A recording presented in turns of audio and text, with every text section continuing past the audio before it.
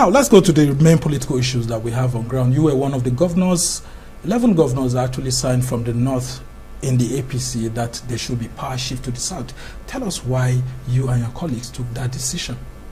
I think first is the way the information was released to the public. You know, very unfortunate. I just came back from a meeting with Mr. President and other governors, and that was the reason why we went to see Mr. President and sincerely apologized to him. You know, because Mr. President is somebody who had always done whatever he could for the benefit of this country and for the future of Nigeria, and also for the progress of our party. He has paid his dues, and he has gone through that. So he deserves better than hearing our position, you know, on the pages of newspaper or on social media. So we believe as governors and the leaders of the various regions that we needed to make an input into what was going on. So we sat down and we decided to exclude the southern governors, because it was better, if we are going to discuss something like that, to exclude them. You know, so we excluded them and we discussed frankly among us, and there was a lot of debate. It wasn't something that we sat down and say, yes, everybody agree, we are going to go that. No, you know, so yeah, so we sat down, we discussed the matter at length, and we said, you know what is best? So from the heated arguments that were put in there, a lot of people believe that for some kind of give and take, for the unity of the party, for this and that, the presidency should rotate. And those who presented this argument actually carried the day. And as leaders, we said, all right, we'll go with that position. But let it remain just a position. We are going to set a team of 3 to Mr. President to go and say, Mr. President, we sat down, we thought about this, what do you think about it? And Mr. President say, no, I want to present everybody, I don't want to exclude any region. We'll say, okay, it's dead on arrival, this matter is finished. You know, so while we were waiting for appointment, the 3 of us goes and see Mr. President. Somebody, boom, just released the information to the public. You know, and to be honest with you, I was devastated. I was blown away. You know, I couldn't recover myself throughout. I said, what is happening? Who did this? You know, because I was one of the 3 to go and see him, and I knew we had not yet seen him, and the information was in the public.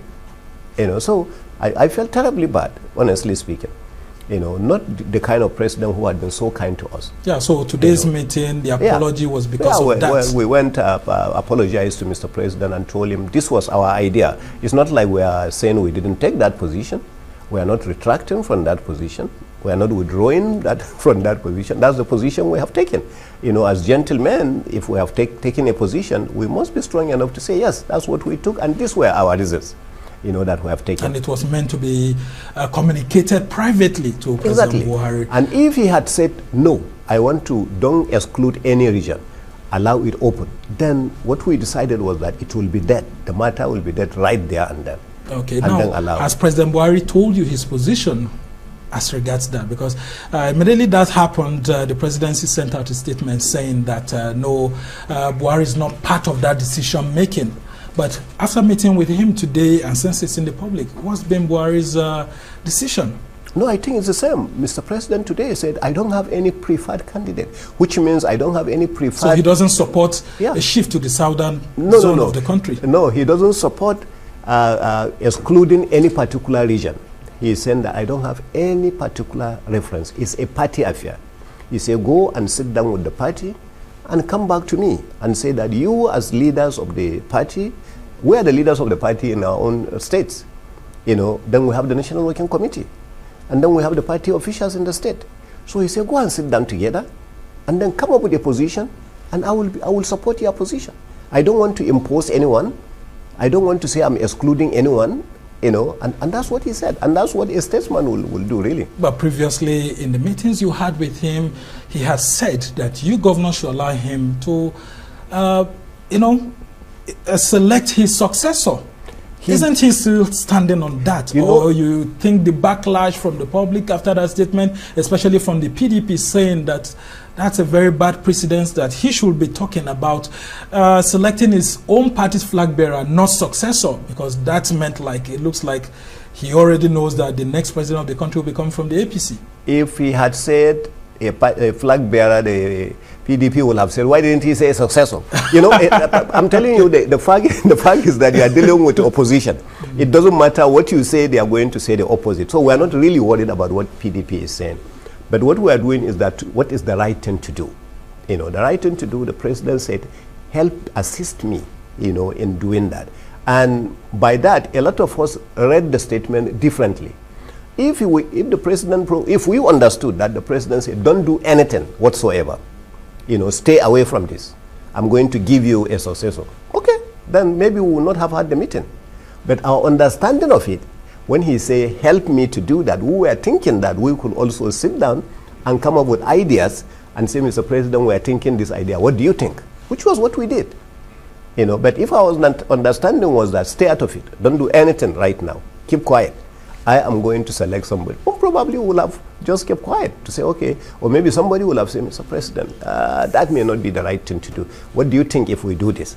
You know, but our understanding was, when he said, help me to do that, you know, because he called us and actually asked us for assistance to do that, we had been given the opportunity, you know, we should help him to assist him also to get a successor. So our thinking was that we could also suggest. But it is based on the proviso that President Buhari agrees to your own position. And so that hasn't happened now. And so he's still in the race. What do you make of such a decision? Isn't it confusing to a lot of Nigerians? No. If you look at also what we said, what he said is different from what we said. If you remember, I said we were going to go quiet, secretly, maybe put it the right way, you know, and politely, just three of us to say, Mr. President, this is it. If he says no, we were going to allow it to die right there and then. So if you look at what we signed, actually Governor Badaru didn't sign at the meeting, because he said, out of respect for Mr. President, I will go first. Coincidentally, he had dinner with him that night with all the aspirants.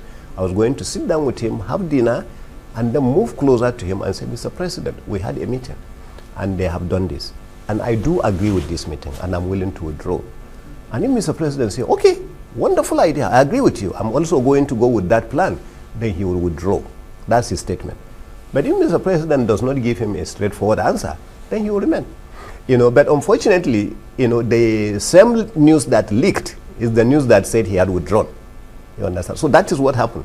So I think the leakage, you know, this social media is too complicated for some of well, us. You know, sometimes your colleagues actually release this information too, because they have a particular reason for doing so, because they may think maybe the process may be interrupted before the private communication gets to President Buhari. Yes, I'm telling you, just now, we finished a meeting with him not up to an hour ago, where he said to us, I don't have a preferred candidate.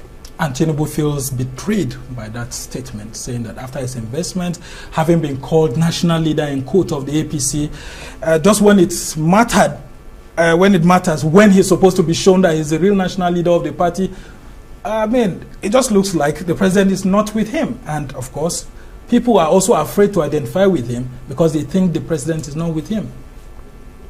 I don't think people are afraid to identify with Tinubu. I don't think you are getting the information correctly. The truth of the matter is Tinubu is somebody we highly respect. He visited so many of our own states. We spoke very highly, eloquently about him. His contributions to the build-up of this party, and even from the alliance, you know, is not anything that anyone can push around. And I think the president has shown that. By when Tinubu was not feeling well, the president was one of the few people that traveled all the way. When Tinubu was having his book, the president was there all the time. I think the president has shown with all sense of humility, you know, that you can say he's not for Tinubu. But you have to understand the psyche of the president. What the president clearly says is that the president has so many friends among them. You know, some of them are very close friends of the president, and some of them he knew them and they were real close, even earlier than Tinubu, for instance. You know, but the contributions of Tinubu to this party cannot be underestimated by anybody. So Tinubu should not feel betrayed? I don't think so. Okay. You know.